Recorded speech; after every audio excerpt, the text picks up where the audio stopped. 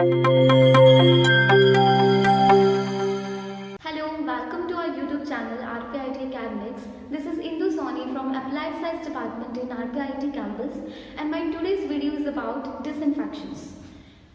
The act of killing or eliminating or preventing the growth of microorganisms from non-living surfaces is disinfection, and the chemicals we use to do so are disinfectants. So basically, disinfectants are the chemicals and the physical agents to kill or prevent the growth of microorganisms on non-living surface. For living surfaces, we use antiseptics.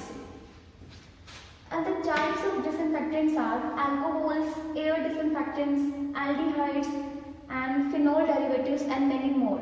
And alcohols are used to disinfect metal or other stone-like non-living surfaces, like the shelf you are working over, or the laminar air flow, the area, the shelf, the metal surfaces, everything is disinfected by using alcohols at different concentrations.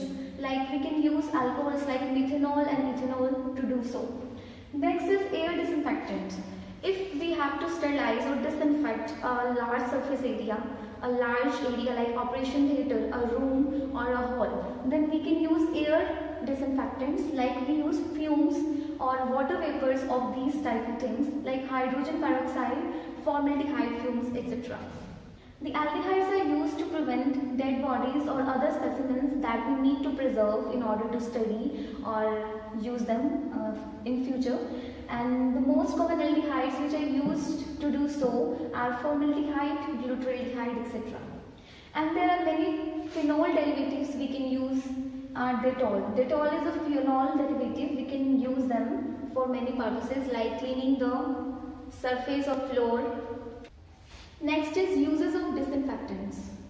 In medical environment, or you can say in hospital environment, we release a lot of medical waste, and before eliminating them to environment, we need to disinfect them. And the basic first method of disinfection is fecal and urine disinfection. Calcium oxide. We have to mix equal amounts of fecal matter or urine sample along with calcium oxide, which is also known as milk of lime, and preserve it for 1 to 2 hours so that all the microorganisms present in these samples would get killed.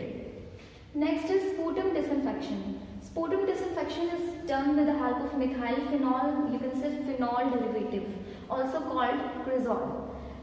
In this method, we also put equal amount of sputum along with cresol to eliminate all the microorganisms present in this.